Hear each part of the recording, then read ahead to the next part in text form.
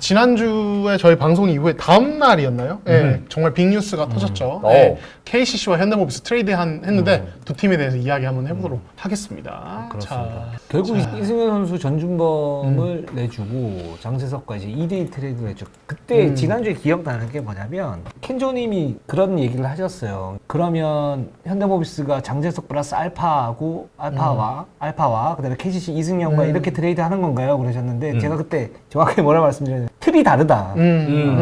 틀이 다르다라는 게 저 얘기였어요. 그러니까 KCC가 더 준다. 그리고 현대모비스는 장재석만. 그러니까 장재석이 플러스 알파를 줄 일이 없다. 현대모비스는. 왜냐면 급한 건 KCC였기 때문에. 그렇죠. 이제 뭐 두 분도 다 기사를 쓰셨지만은 원래 애초에 KCC가 이제 오퍼를 넣은 것은 이제 맞트레이드 1대1 맞트레이드였는데 현대모비스가 이 포워드 보강을 원하는 상태였기 때문에 전준범까지 원한다라고 했고 이 부분에서 합의가 되면서 딜이 만들어진. 그래서 지난주에 그 말씀드린 현대모비스가 그날 당일에 연락이 안 돼. 너무 바쁜 것 같다. 이런 얘기를 했는데 실제로 이제 지나고 확인을 해보니 그 이 딜 때문에 딜에 대한 최종 내부 보고와 승인 때문에 굉장히 바빴던 것 같더라고요. 예, 그렇습니다. 그러니까 이제 틀 자체가 좀 달랐던 게 뭐냐면 이제 팬분들께서는 이승연이니까 당연히 현대모비스가 뭐 장재석이면 뭔가를 붙여서 주지 않을까 이렇게 생각하시는 게 당연하잖아요. 당연하죠. 저도 그렇게 생각을 했었었고 근데 좀 알아보니까 그게 아니라 KCC는 지금 이승현 선수를 셀럽캡 때문에 어쨌든 좀 보내야 되는 상황이었고 만약에 이 트레이드 딜이 어그러진다. 그럼 이승현 선수는 당연히 보상 선수에서도 제외가 됐는데 트레이드는 다 알고 있는 상태에서 언해피할 수밖에 없잖아요. 그러면 KCC는 그러면 이승현 선수를 어쨌든 트레이드 카드로 다른 쪽으로 처리를 해야 되는데 이 처리를 할 수 있는 방법들이 없었어요 거의. 이게 어떤 경직성의 문제이기도 한데 왜냐하면 셀러리 캡을 맞추기도 굉장히 좀 힘들고 그래서 현대모비스가 사실은 유일했거든요. 거기에서 현대모비스 왜냐하면 KCC는 기본적으로 셀러리 캡 완전 포화 상태에서 이승현 선수를 어쨌든 내보내야 됐었고 현대모비스는 계산을 해보니까 이렇게 계산을 해도 연봉이 꽤 남아요. 6억인가 8억 정도가 이렇게 남아요. 그렇죠. 룸이. 그런 상태에서 그러면 현대모비스는 이승현 선수를 받는데 그리고 장재석 주는데 그래서 해결을 하는데 그럼 여기에서 우리가 슈터가 필요하니 전준범까지 줬으면 좋겠어요 라고 이제 요구를 했고 KCC도 오케이 그렇게 해서 이제 완성이 되는 거죠. 그래서 이제 틀이 완전히 좀 달라진 부분들 달라진 것보다는 우리가 생각했던 거와는 완전히 다른 부분들이 있었어요 트레이드에서. 그래서 지난주에 그래서 이제 틀이 다르다라고 말씀을 갖다 드렸던 거고 결국은 그렇게 해서 트레이드가 됐습니다. 맨 처음에 이제 KCC 쪽에서 제안을 했던 걸로 알고 있고 그게 이제 사무국장 회의에서 2주 전인가 왜 사무국장 일본 연수를 갔잖아요. 거기에 만나면 뭔가가 이제 얘기가 나올 거라고 말씀을 드렸잖아요. 거기에서 틀이 이제 완성이 됐고 위에 보고를 올렸고 이제 제가가 떨어지면서 이제 트레이드가 됐습니다.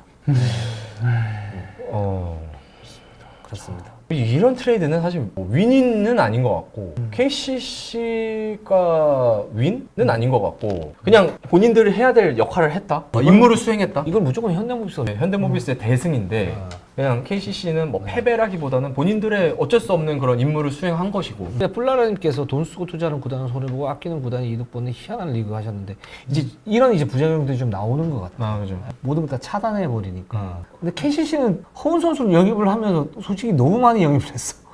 네. 그런 부분도 있어요.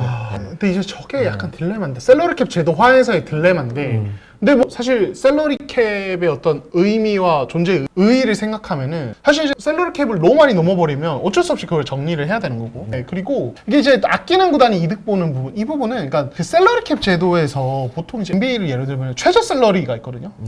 전체 규정 샐러리의 70% 아니면 80% 이상은 무조건 쳐야 된다. 이런 것들이 있는데 KBL은 제가 알기로는 그 규정이 없는 걸로 알아요. 근데 이게 어쩔 수 없죠. 지금 KBL 농구 인기를 생각했을 때 어떤 그 부분을 연맹이 이제 구단들에게 뭐 이 이상은 무조건 팀 연봉을 써라. 이렇게 강요하기 좀 어려운 구조이기 때문에 이해는 되지만은 근데 또 이런 부분은 좀 생각해보면 보완이 필요하지 않나. 그런 생각도 들어요. 저는 그렇게 생각해요. 그리고 사실 뭐 뿔라라님 마음은 이해하겠는데 KCC는 일단 만약에 손해를 봤다라고 저는 보진 않거든요. 만약에 손해를 봤으면 진짜 보호 선수 명단에 이승현 선수를 넣지 못했을 때 그 선수가 다른 팀을 갔을 때 정말 같이 하려고 했는데 어쩔 수 없이 제외를 했고 그 선수가 다른 팀을 갔을 땐 손해겠죠. 이 제도상의 손해인데 지금은 손해가 아니라 KCC가 보내야 하는 그런 결정을 하고 나서 트레이드를 한 거기 때문에 손해는 아닙니다. 그냥 허운 선수를 데리고 올 때 이런 부분에 대해서 어느 정도 각오를 하고 데리고 왔을 거예요. 그죠. 이승현 선수였을지 누구였을지는 모르겠지만 결국 5명이 거의 다 리그에서는 슈퍼스타급인데 다 데리고 있는 게 참 진짜 쉽지 않고 출전 시간 조절하기도 힘들고 그런 부분들이 있죠. 예.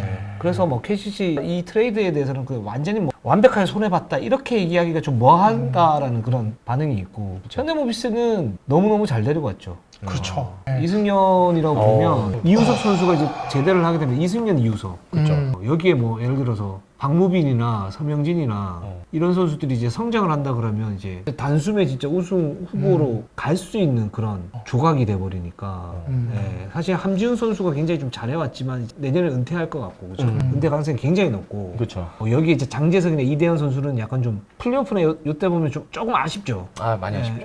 그래서 팀의 어떤 코어가 굉장히 중요했던 그런 시점이었는데 거기서 코어가 될 수 있는 그것도 수비 코어가 될 수 있는 이승현 선수를 데리고 왔기 때문에 현대모비스 입장에서는 굉장히 좋은 거래였다, 쿨 거래였다. 그렇죠. 그리고 사실 이 트레이드가 제일 현대모비스 제일 좋은 거는 현대모비스 리빌딩 들어간 이래로 지난 5, 6년 동안 가장 갈망했던 게 사실 리더예요. 리더.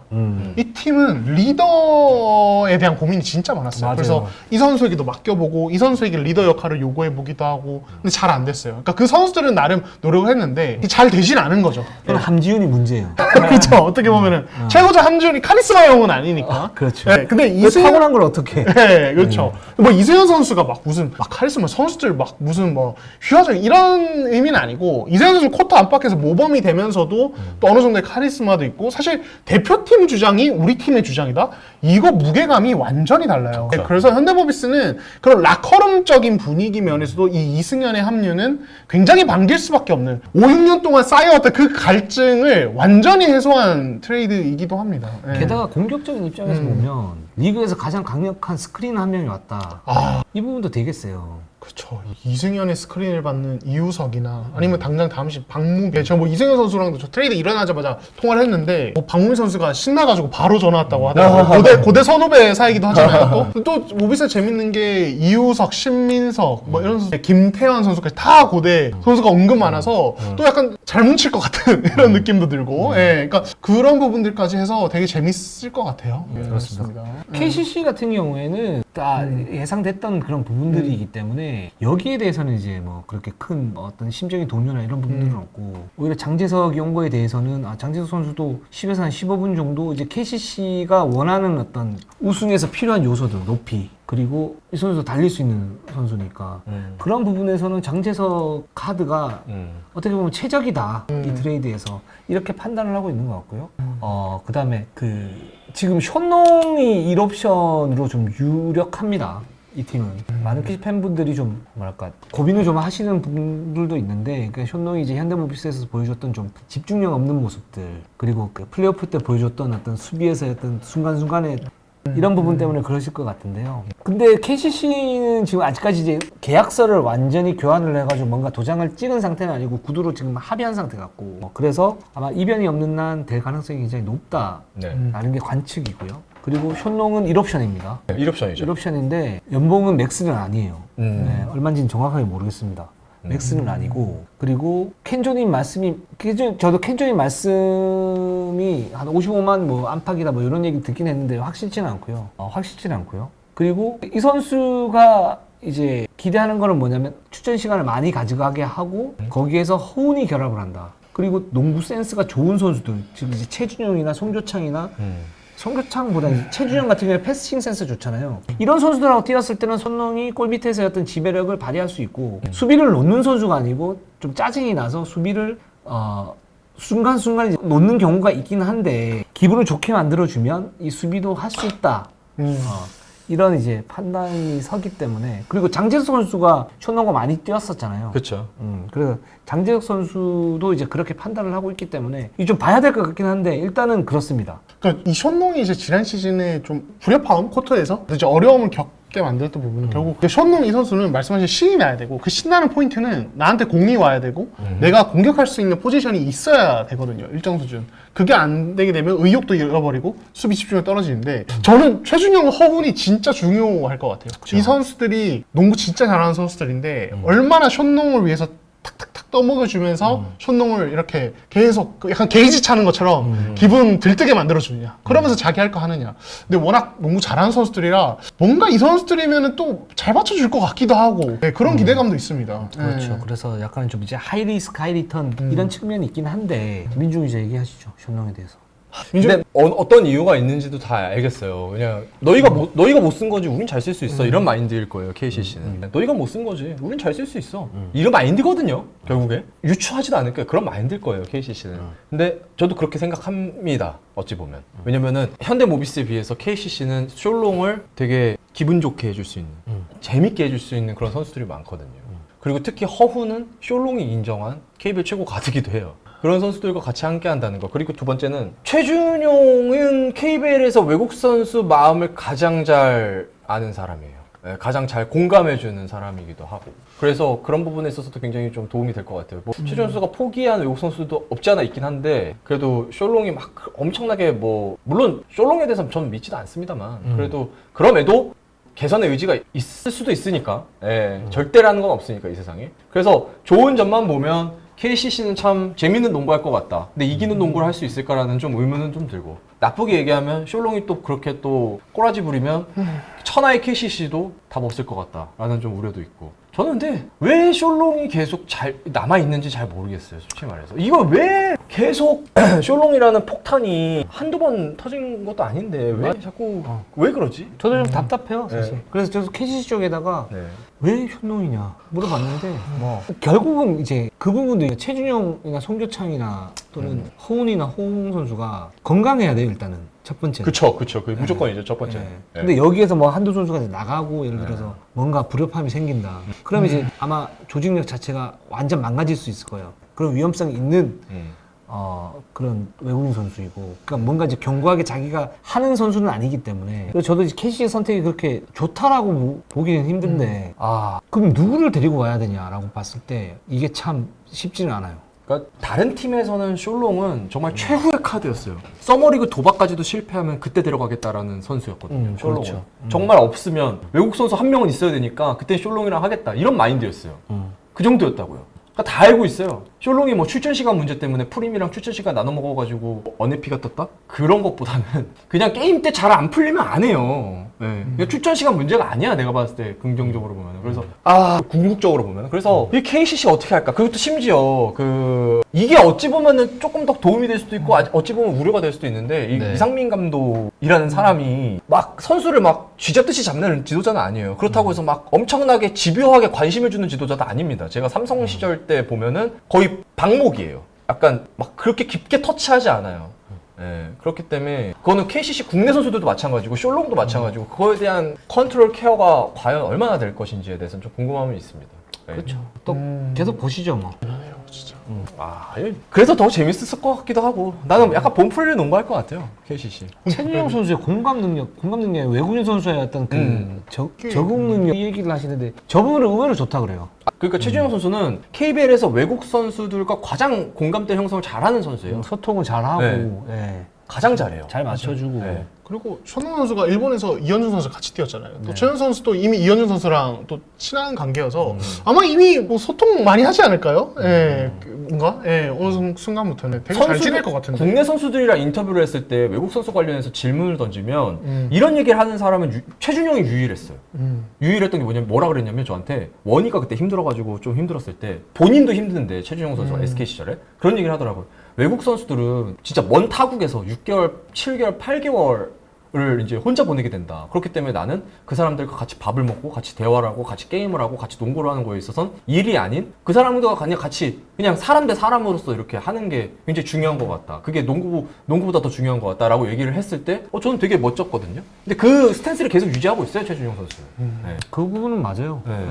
버튼하고도 최후의 최후까지 이제 얘기를 해보려고 했던 그죠. 최준용으로 알고 있고. 결국에는 근데 포기를 했죠. 정말 최후까지도 버튼을 어떻게든 달래보고 잘 끌고 가려고 해봤는데. 알겠습니다. 알겠습니다. 그러면 KCC는 여기까지 하면 될 것 같고요. 마지막 팀 현대모비스로 가도록 네, 하겠습니다. 현대모비스 가도록 하고 그다음에 슈퍼챗. 네. 네, 뭐 현대모비스 이승현 선수 얘기는 했고. 했죠. 그 얘기는 했고 지금 이제 이승현 선수가 왔고 지금 전주범 선수도 왔죠. 아까 말씀드린 대로 지금 현대모비스가 이 포워드 라인에 대한 좀 이제 걱정 걱정이 있었는데 전주범 선수 영입으로 그걸 메웠습니다. 그래서 뭐 약간 곁다리로 그 이제 많은 모비스 팬분들이 전준범의 복귀로 인해서 전준범데이 부활하냐 이거 좀 물어보시는데 확률이 되게 높습니다. 지금으로서는. 그래서 그렇게 준비를 하고 있다고 하고요. 그리고 이승현 선수랑 이제 좀 이야기를 나눠봤는데 확실히 이제 이 FA 시장에서 이제 보호 선수 이슈 발생한 시점부터 마음고생을 되게 많이 한 것 같더라고요. 되게 많이 한 거. 그래서 제가 트레이드 당일에 연락이 닿았는데 그때도 아직 좀 다 좀 아물려면 시간이 필요할 것 같다. 그래도 뭐 비즈니스는 비즈니스 아니겠냐 이런 이제 반응을 보였습니다. 그래서 이승현 선수는 지금 대표팀에 가 있기 때문에 대표팀 일정이 끝나야 모비스에 합류를 할 것으로 보이고요.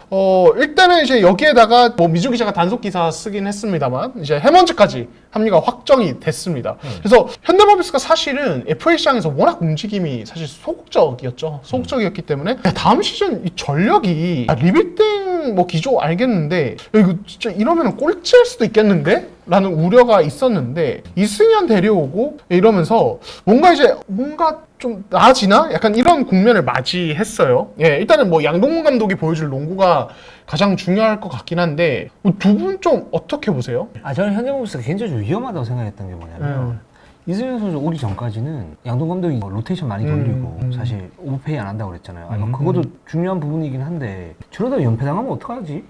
이 생각을 했었어요. 한 번 무너지면 어떡하지? 그렇죠. 처음에 현대모비스 코어가 없거든요. 그죠. 실제적으로 이우석 선수도 갔죠. 게다가 이제 현농 프림이 뭐 사건 사고도 많이 일으켰지만 일단 기본적으로 리그에서 최상급 외국인 선수 듀오예요. 그렇죠. 근데 거기에 해먼즈가 들어와요. 이 옵션은 해먼즈보다 좀 낮은 급의 선수가 들어올 가능성이 높은데 그러면 경기는 누가 이끌어? 이길 수 있는 팀이 사실 진짜 많지 않은 거예요. 제가 좀 따져보니까 정상적으로 하면 뭐 삼성 정도? 삼성도 쉽지 않아요. 그러니까 이제 뭐 양동근 감독이 뭐 초보 감독이기도 하고 뭐 어떤 식으로 어떻게 경기 운영을 할지는 모르겠지만 이건 사실 유지학 감독이 와도 어떻게 할 수 없는 부분들이니까 그럼 연패 나가면 분명히 라커런 분위기가 약간 좀 흐트러질 수도 있는 그런 상태이고 뭐 양동근 감독이 그렇다고 확 잡는 그런 감독도 아니고 그 코치 시절을 보면 사실상 양동근 감독은 밖으로 빠져 있었던 코치잖아요. 왜 저렇게 될까? 딱 봤는데 근데 이승현 선수 왔어요. 이제 버틸 수 있는 힘이 생겼어 여기에서. 그런 힘이 생겼고 이제는 다코스라고 생각이 듭니다.